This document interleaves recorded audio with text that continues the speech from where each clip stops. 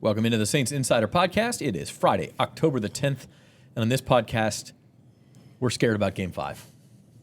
Luke Johnson, Matthew Paris, and I all have our baseball teams in Game 5s over the next 2 days. Those two guys against each other, but we are here to talk football. To talk about Game 6? That's right, Week 6 in the NFL. Saints hosting the Patriots at the Superdome, their fourth home game in 6 weeks.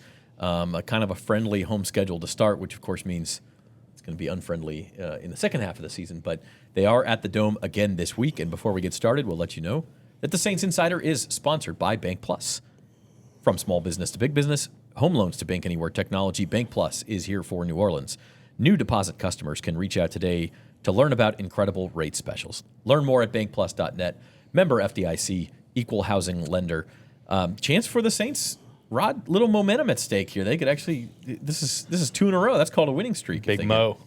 Yeah, I mean, I know you're picking on me because I said there's a pathway to 3 and 4, but yeah, I mean, I think this is a game that's winnable, and Patriots are coming off of a big win over the Bills, and some people think they may come in flat. I won't get into our predictions, but yeah, I mean, it's a game that I don't think any of us are just counting the Saints completely out of this game. No, certainly not. We will make our predictions at the end of the show, but this Patriots team, guys, comes in like all of a sudden they're, I think, a favorite to make the playoffs. They're coming off of this big win in Buffalo. The perception of them under Mike Vrabel has changed pretty dramatically. Yeah, I mean, they are. We were talking about this week because Matt wrote a story on it last week, so I did not, or last year, so I did not write a story on it this week. But this is like a kind of a model for the Saints to potentially follow. Right, the Patriots got rid of the coach that wasn't doing anything there. They cleaned their books on the salary cap. They had like $150 million of cap space this year. They drafted an exciting young quarterback prospect, and in the span of 2 years, like they are on the verge of being a relevant contending football team again.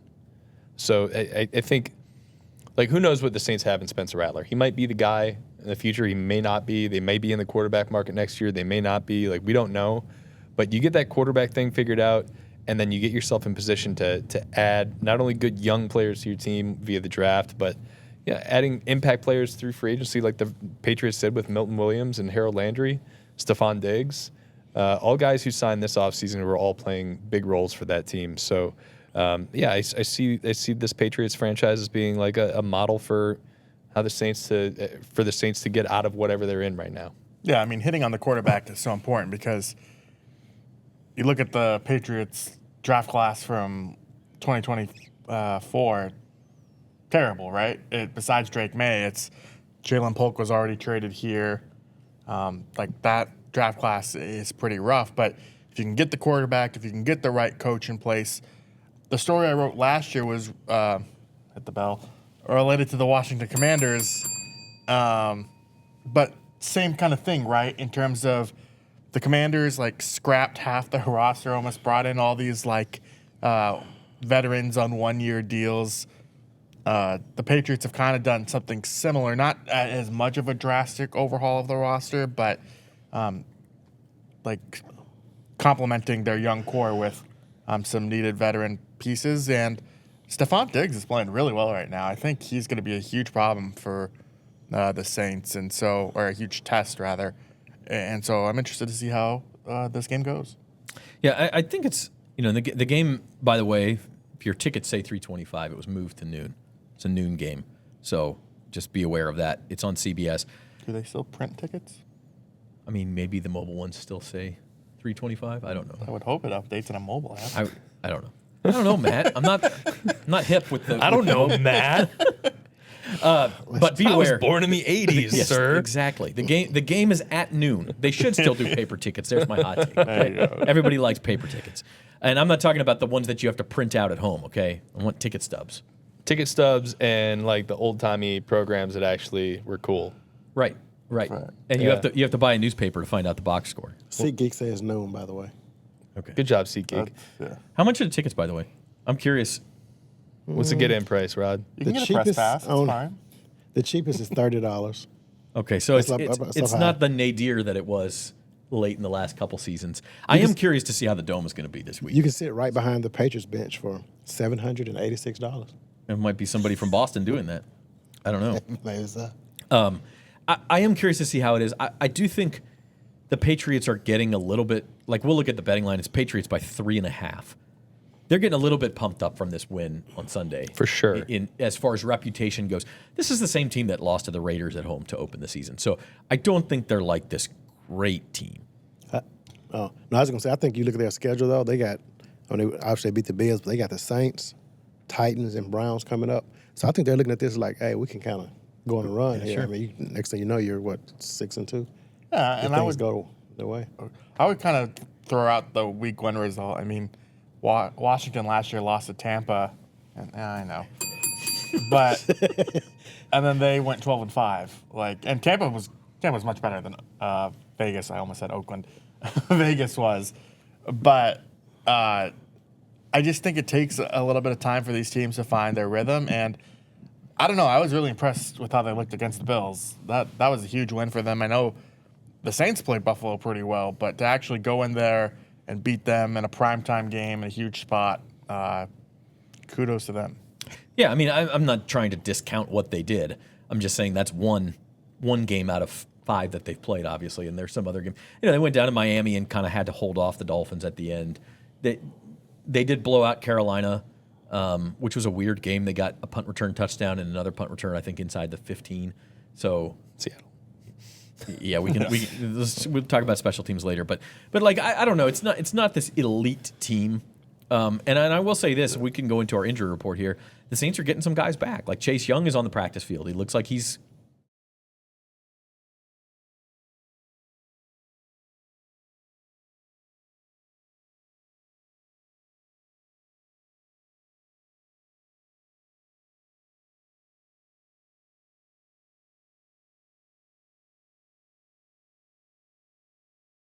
Definitely a difference in the right direction putting Cesar Ruiz in there, I think. As much as people might not want to hear that, I think he's a better player than Simpkins at this stage of their careers. So, yeah, the Saints are getting some guys back, and the Patriots are probably getting pumped up a little bit, but I do think the Patriots are, like, definitely an ascending team. And a big part of that is Drake Maye. Like, he is playing at a very, very high level right now, and it's not just last week. He's number 2 in the NFL in completion percentage, number 5 in passing yards. He's top 10 in passer rating. All the metrics that you want, and on top of that, he's a really gifted runner at like Josh Allen size to be able to move the way he does. He's going to present a lot of problems for this team. So that to me is where a lot of the hype is based off of. It's he's a second-year quarterback playing at an extremely high level right now. We're getting a little bit ahead of ourselves, but while we're on the point, this 2024 quarterback draft class is really interesting, and the Saints will play Drake Maye this week, and they play Caleb Williams next week, and they have one of their own in Spencer Rattler in that class. You've also, of course, got Jaden Daniels, Bo Nix. Who am I missing? J.J. McCarthy, Michael Penix. Yeah, Michael Penix. It's a really interesting class, Matt, and I think, like, I don't want to slander Jaden Daniels because I think he's still number 1, but you could make an argument that Drake Maye maybe has the highest ceiling of any of them. Yeah. I mean, Jaden, it took him a while to get relatively going because he had his Arizona State career and then flourished at LSU, but... Yeah, he did. Ring the bell for you? Daniels is older. I mean...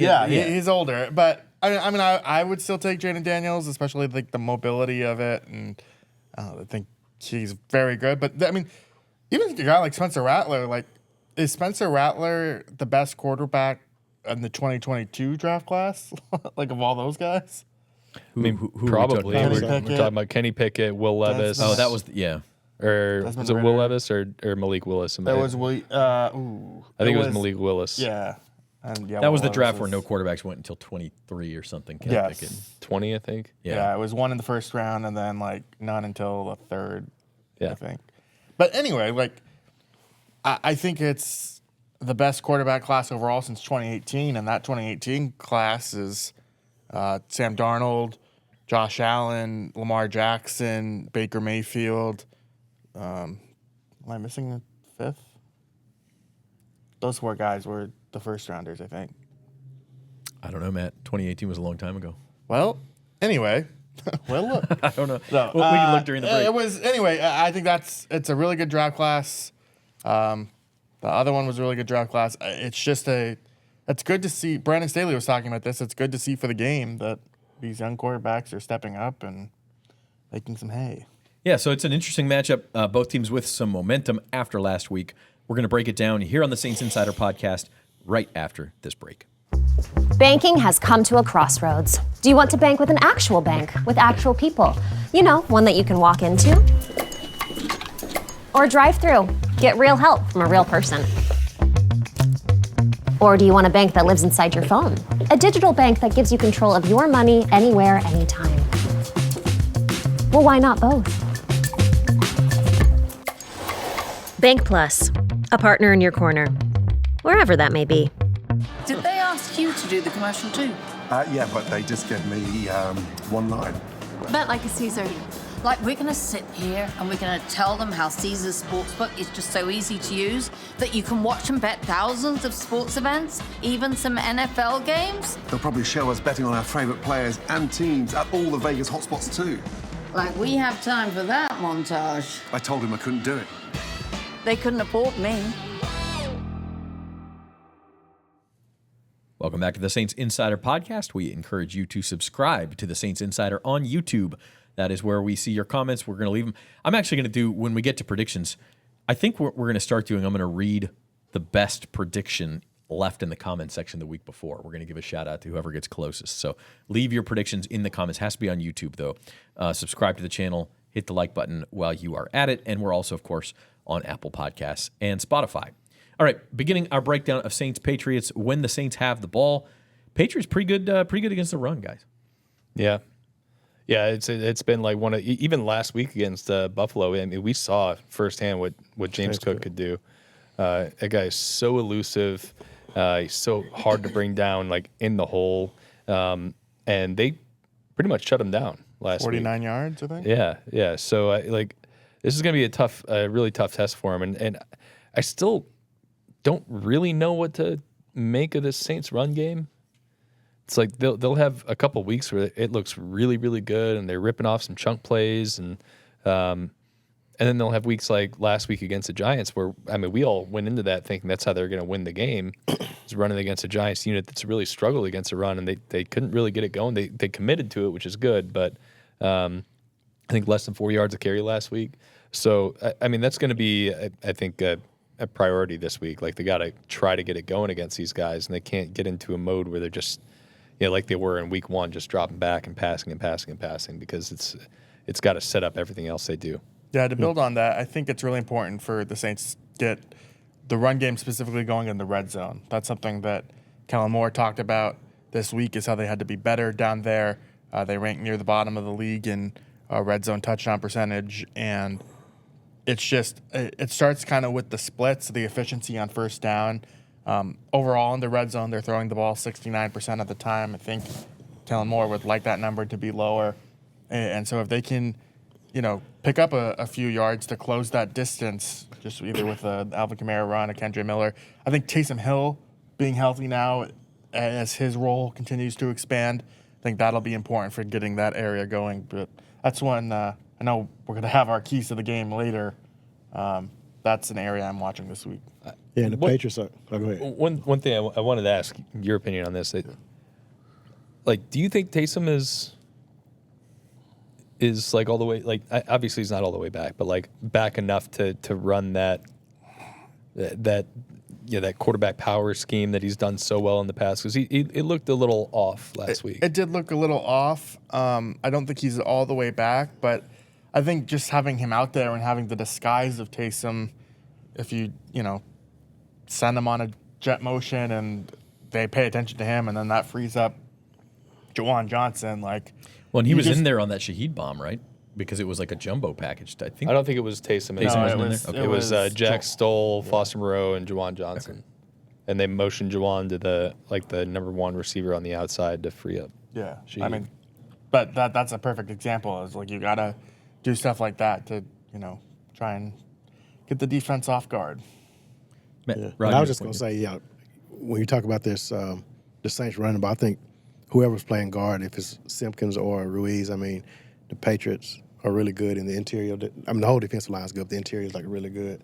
So whoever steps in and plays guard is gonna have to really play well for the Saints to run the ball and to protect Rattler, I feel like. Yeah, It'll be Ruiz, by the way. The Ruiz point. Yeah. He was a full participant in practice. The ceiling of this offensive line is just better with Cesar Ruiz in there. He's got to play better than he did.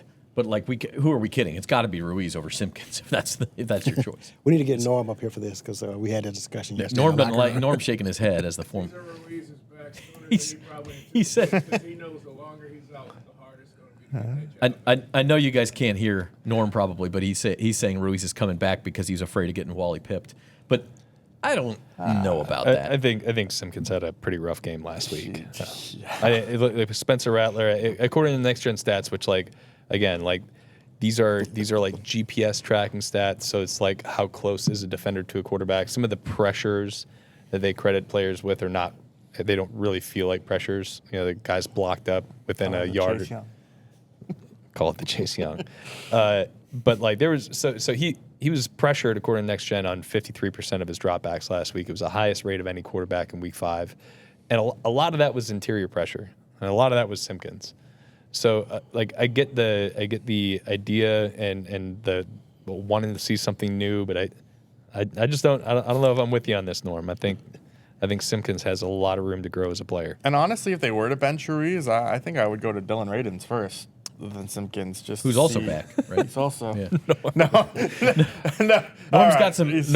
Norm has. We need to give Norm a mic. Dude, when we get to the O line, Norm's That got was some. that was a head shake. You know what? I'll defer to the former college offensive Yeah. lineman. All right. Norm's not a big analytics guy either. But the point is here, okay, the starting 5 offensive line is going to be out there for the only other time that they were out there, all 5 of them, was the first half against Buffalo, and Ruiz goes out at the end of the half. Yeah.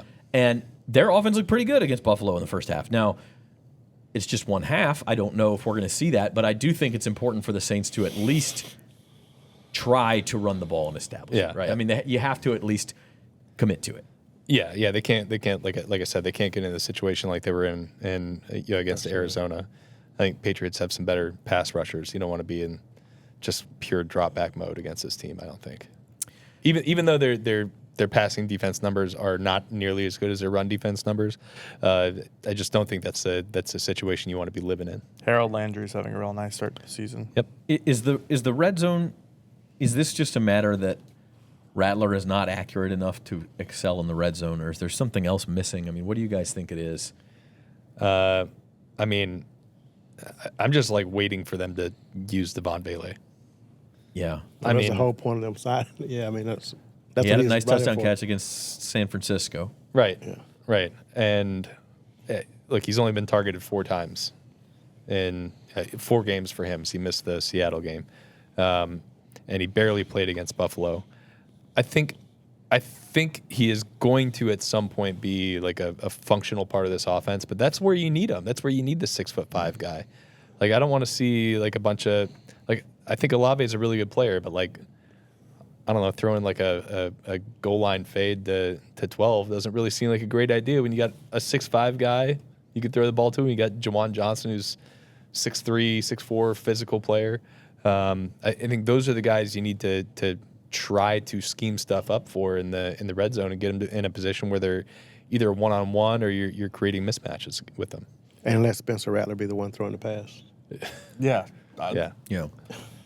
I mean, you said it. I think Kellen Moore's play calling down there is also, it's not just the efficiency in first down. It's just like there was a really weird sequence near the end of the first half where they like elected to not take a shot at the end zone because they had an extra timeout, and then they took a shot at the end zone. But it's like, there's something wrong with taking 2 shots at the end zone in a row. Like, Yeah, I think what was it like it was like a mesh beater, right? and then they expected the Giants to play man. They sagged off the coverage, so they didn't really have like the avenues to free open. And Was that the one they ended up dumping off to Kamara? yeah, it was like a loss of 1. Yeah. Yeah, and some of that is the defense you get, but I agree. Like the sequencing of play calling seems off in the red zone. I do wonder if they get inside the 10, we are going to see more Taysom as he kind of gets back up to speed. To your Because- point, to your point about Spencer Rattler, though, like the numbers aren't good there. He's 12 of 25 in the red zone. It's 48%. Like that. And that's where accuracy, like you need it to be on point because the space is so much smaller. But I also think there has been a couple situations where it's like a you gotta you're in the red zone, and you gotta chuck it to the end zone, whether it's end of half or end of game. There was 4 straight incompletions against Arizona. Yep. There's another like end of half scenario where he's chucking the ball away to make sure he's getting a field goal. So like some of those numbers are, I think, a little bit skewed by that, but I do think that he's got to be better there. Yeah. And I do think we talked. I wrote a story this week about how Kellen Moore's kind of adapted his offense as it's gone on. It seems like every time we press him on something, it's like, hey, you didn't use very much play action. Like the next week, he uses a bunch of play action. It's like he sees the problems in what he's doing, and he comes up with solutions for it. Now, this has been a problem for 5 weeks, but I think it's kind of getting to a point now where they won a game, but like they should have won that game by a lot more than they did, considering 5 straight turnovers. And a lot of that was their red zone efficiency and their execution in that area. And I think that has kind of spurred him on this week to try to find something that works there. And I wouldn't surprise me if they see an improvement down there in the next couple weeks. Okay, moving on to Saints defense versus Patriots offense. We talked a lot about Drake Maye. He's been great. Matt, you mentioned Stephon Diggs, probably highly motivated to go up against Buffalo, but still a good player and obviously playing very well right now. Kayshon Boutte, a former LSU guy, he's having a good year. The passing is really humming. Now, it's strange because we talk about Mike Vrabel, run the ball, stop the run. Patriots have not run the ball well. They've been more of a passing offense. I'm curious this week, and I haven't seen anything specifically about it out of New England, but I'm curious if they start making Travion Henderson a bigger part of the offense. Antonio Gibson's not going to play in this game. Yeah, they like left him off of the injury report on Wednesday, and I think it's just because they were like, well, he's obviously going on IR. Yeah. So he tore his ACL. Right. So I think Ramondre Stevenson's been kind of underwhelming. And it wouldn't surprise me if this is the week we see them use Henderson, who's like a super explosive rookie out of Ohio State. His very first touch in the NFL game as a preseason went for like a 100-yard kick return. He's a weapon that they haven't really deployed yet. So I'm not like I don't think I'm going to be going into this thinking like it's that same rushing attack. It wouldn't surprise me if we see a little bit more of him. Yeah, I think the one area for the Saints to win this game, as much as we have talked about, are the 5 turnovers. You're not going to get that every week. The Patriots will give you an opportunity on the ground because Ramondre Stevenson is one of like the most frequent fumblers in football, and he's been benched for that multiple times. Antonio Gibson, before he got hurt, had similar problems like this. Where did he have those problems? Oh, in Washington. I know Antonio Gibson's ill-timed fumbles have caused me to rewrite a few game stories here and there, so credit to him. Credit to him. So, I just think their run game is not the best in the world, but you don't always have to run it. You can just pass the ball to Stephon Diggs 1,000 times a game. Hunter Henry? Yeah, Hunter Henry. But, I mean, they're force-feeding Diggs right now, and Staley also compared Stephon Diggs to James Harden, which I thought was a kind of a cool analogy, just the way that he's able to stop and start, lure guys in. Stephon Diggs has a better postseason history than James Harden, but besides that, I think the analogy was pretty apt, and so they definitely got to be ready for him. He ain't got no rings. Neither doesn't Diggs. Diggs doesn't have a ring, does he? Are we forgetting Diggs' biggest moment? Well, he didn't get a ring for against that. this team. He didn't get a ring for that. Didn't get a ring. That's still a huge moment. No, it is. Yeah, these Saints coaches love their basketball analogies. They do. They do. Yeah. Which There's a baseball analogy too yesterday by some. I think it was Brandon Staley, but he went baseball and basketball. He went baseball for Luke, and then basketball. Yeah. He knew this. He's buttering you guys up. The Patriots. The tight end is another area I want to focus because I mentioned Hunter Henry, and this has been a problem for the Saints. You guys mentioned it on Wednesday. And just in particular, this whole young secondary, we've been giving them their flowers all week, Rod. This is obviously a bigger test. They forced the 5 turnovers last week. They had the 3 interceptions. Two interceptions? Two interceptions. 2 interceptions, 3 fumbles. Okay. Drake Maye's only thrown 2 interceptions all year, which incidentally is twice as many as Spencer Rattler's thrown. But I think this is the test for the secondary. Like, we're going to see if they're really growing here. Yeah, and I think that was one of the questions that that Kool-Aid was asked the other day. I don't think he really liked the question, but he was a little offended by the question. What but was the question? I was just kind of basically like, is this like a step up? Was that a fluke? Yeah. Yeah. Basically, that's what it was. And I think I think they want to show that it's not a fluke, but I'd be curious to see like how because sometimes when you get these interceptions, I think you probably play a little bit more aggressive, saying, oh, let's do this again. And, it could end up costing you. But so, yeah, it's definitely a bigger test for them. I mean, Stefan Diggs is probably they didn't play Neighbors. Yeah, this is like the best receiver they've seen this year, right? I mean, depending on how you feel about Marvin Harrison Jr., I guess. Yeah. Okay. I'm good with my. Ricky Pearsall was pretty good. Stephon Diggs better. Stephon Ricky Diggs. Pearsall. Yes. I agree with you. I think is the best individual receiver they've faced. Josh Allen is the best quarterback they've faced, but Jackson Smith and Jigba's got to be in that was conversation. the one I Okay. just realized. He's we in that forget about conversation that for game sure. because they were down 28-0 in He the wasn't first a factor quarter. because he didn't need to be a factor. Right. As far as quarterback receiver duo, I think this is when you look at both. I think this is the best they've played for sure. I mean, they've got I don't think they have any like superstars. I don't think you can say Diggs is at this stage of his career a superstar anymore. But like they've got really really good players everywhere. And even like Kyle Williams, who I really like as a rookie receiver, he hasn't really gotten that involved in the offense. They haven't had to. Booty's been good. Hunter Henry's been good. Like they can hurt you in a number of different ways. So, and like, especially with this style of defense that the Saints like to play, I mean, I don't know. Maybe it feels like there's going to be some avenues there for him. I want to mention before we move on to Will Campbell, the Patriots have their own top 10 pick at tackle out of LSU, who's also playing really well. So, Did you have a take? No. I know. Ron and I were just laughing when you said Booty's been good. We just are immature. It's crazy. My goodness. I knew that's what you were laughing at. I lost. Rod just did a see, I didn't even notice. true that, and I just silently nodded. We're going to move on. We're just moving on. We are children. Special teams. Children. Booty's up. Booty's been good, but Grow special up. teams have been bad. Look, I think this is a really, really big game for special teams for the Saints. Like, I think changes have to be made if you continue to see struggles. But both the kicking game, and Phil Galliano stood by Groupie, and like if you look at his numbers, the only 2 guys who have been worse than him are Younghoe Koo and Jake Moody, who have both been replaced. If you're going to stick with him, of course, you have to give him the public vote of confidence, which is what Phil Galliano did.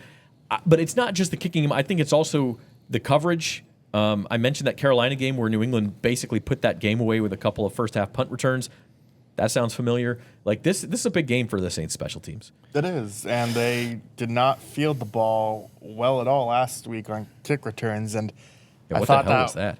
I thought that maybe led to Velus Jones' release, and then they brought him back. So maybe I was too quick on that one. But it just has to be better. They've just been really sloppy, lacking attention to detail. But this is a huge, huge game for Blake Groupie because you can only defend him so much, so many times, and like, are they just gonna wait until he actually costs them a game? Seems unwise. So it's a really big week for him. And I think when you have a kicker already on the roster, I think it makes it. And I think did you ask about it? I asked, yeah. I mean, teams don't do this, but I kind of wonder if the Saints should. Should they just elevate Charlie Smith for a week, give Blake Groupie a week off, and then just give the job back to Groupie? Like, reset him? Smith goes 3 for 3 with a 59-yarder. And I mean, the problem is Charlie Smith. The Blake Groupie that we're seeing right now is the Charlie Smith we saw for the first 3 weeks of training camp. He was even worse than that. It was it was bad. It was bad. Which is like, I mean, like kickers do go through stuff like this, but like sometimes they can't get it back. Yeah. Right. And I think we saw Charlie Smith round into form late in training camp. He was really straight. It was like he was 2 for 5 or 3 for 5 on like every one of his sessions. But he looked a lot better toward the end of camp. And like obviously Groupie, I mean, we talked about him all training camp. He looked phenomenal. And even, he's going through the practice weeks. It looks totally fine in practice, and it's just not happening in the games. Did you talk to Blake? I didn't, no, because he was in the locker room. He went straight to his locker to the meeting. But I did talk to Kai Kroger, who's the holder, and one of the things he talked about, so I do think there are maybe some operational issues on some of these. It's not just Blake. Yeah, I don't think it's just Blake. I mean, well, we know one of them, Blake said he was rushing because the play clock was running down. But and then yesterday, Galliano mentioned that the ball was like leaning too much on one of the field goals, so that's on the holder too. But one of the things Kai Kroger said is he said they've had some issues with the laces, and it depends on like which hash they're on. And he said he thinks they got that worked out. So we'll have to see how it plays out on Sunday. But I do think there might be some operational issues in it too. But nobody's going to actually, when you think about all the kickers who've had issues, you never hear anybody say, "Oh yeah, the holder was messing up or the snap was bad." It's whatever happens, it all comes down to the kicker. So Only Ray Finkel. Ray Finkelstein. Was it Finkel? I'm just going with the Ace Ventura. Cameron Cheeseman. No, I thought it was Finkelstein. Ray Finkel. Is it Finkel? Okay. The cookies were made laces out, of course. Cameron Cheeseman in Washington was a long snapper that got released because he couldn't snap the ball. And Good Lord, it was a Good Man, Lord, we're like going Matt. for the it was triple a Commanders it reference. was a Play with long it, snapper that they traded up for. Fifth round. a He blasted Commanders long snapper reference. We haven't even talked about Zach Wood on this show, and you talking about Commanders long snapper. Now we need. Hey, is John Bridgeway going to be elevated off IR? Where do they trade for him from? Washington Commanders. All right. Cameron We're in an Cheeseman's elite. now in dental school, I think. So We're sending Matt to Chicago next week to talk to Montez Sweat. Okay. Time for keys of the game. What do you got, Rod? I think I'll go with just continue to take care of the ball like they've been doing, and not not getting in bad situations, and maybe that's enough to do it. I don't know. Just don't beat yourself. Okay? Like it? Get Chase Young active. Get him after the quarterback. How many sacks we need? Not just from Chase. I mean, it's to me, it's even like the sacks are obviously important. I don't want to get into this whole thing that we did last year, where the pressure numbers are great, the sack numbers aren't. They need to bring him down, but they need to affect the quarterback. I mean, it's there's just been too many games this year where there's just been long stretches of the game where the quarterback is just able to sit back there in the pocket and do what he wants to do. I do not think you can do this against Drake Maye. He's a tough guy to bring down. He's big, he's mobile, but I think Chase Young can be a difference maker with this pass rush when you're able to rotate him and Carl and Cam, and I think Chris Rumph has had some nice moments. Like, you're able to get a rotation going and get somebody who could, if he can put it all together, which maybe at this stage of his career it's a foolish question to ask, but if he can in this defense under Brandon Staley, it could be really, really sick. If they can get that going, I think that'll help everything else they want to do defensively. I don't have the number exactly in front of me, but I looked it up this morning. Drake Maye's fourth in the league in terms of times being sacked. He will go down. He will hold on to the ball. You can get him. So there you go. Matt? Key to the game. I think they've been sacked. Is it 19 times? I don't remember the number, but I do. He was in the top 5 for sure. That offensive line was horrendous last year, but they brought in Will Campbell and Morgan Moses. I'm not even ringing it anymore. The bell's broken. My key to the game, I mentioned it earlier, is the red zone.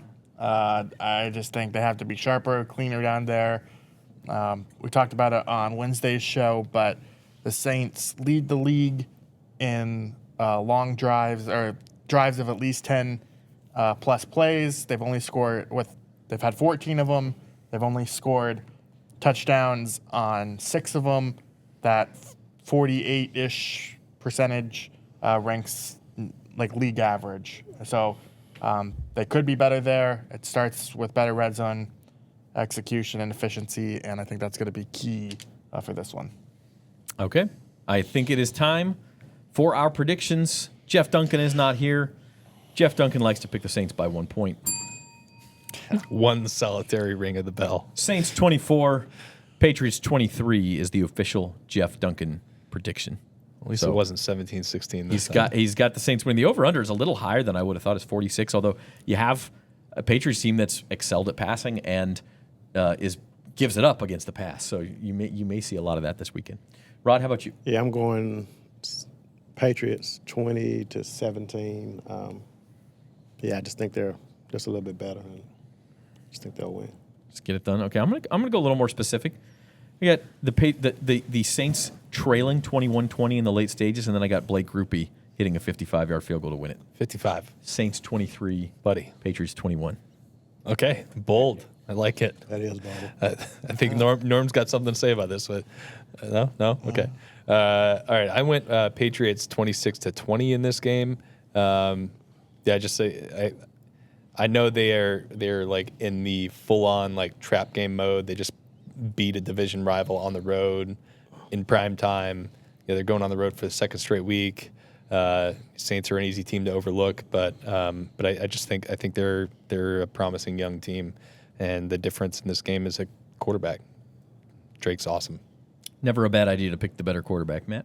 I was tempted to take a shootout, but went a little bit more conservative, still high scoring. I have the Patriots 28-21. I actually think we've seen the Saints in these games come down to the wire, have a chance to tie it or win it. I think it's going to be the opposite. I think it's going to be tied, and I think the Patriots are going to take the go-ahead. I'm on gamer duty this week, so that would be terrible Everybody's for getting me. so specific. Yeah, you're calling the worst possible outcome for Matt Paris. But let's get hyper specific. That's fine. All right. Who catches the game winner? We're gonna get specific. Diggs. Does a safety miss the tackle, or he just? Man, two Minneapolis Miracle references on this show. What are you guys doing? What are you guys doing? All right. You're gonna get Nickel Roby-Coleman in here to make a pick next? To be fair, I thought he meant Jordan Howden from last year. Norman was prepared this week. He gave me his prediction before we started recording, and he is going shootout. He's got Saints 31, Patriots 27. Whoa, Norm. And Norman almost nailed it last week. He right? did. He was 27-13, and it was 26-14, so just 1 point off for each team. So maybe Norman's prediction is the one. Norm knows ball. 31-27 is Norman. So we are shake your head, 3-3 on this on this prediction here. So we'll see what happens. We'll have a post-game show for you Sunday from the Dome. It is a noon kickoff. It is on CBS, and we will be there.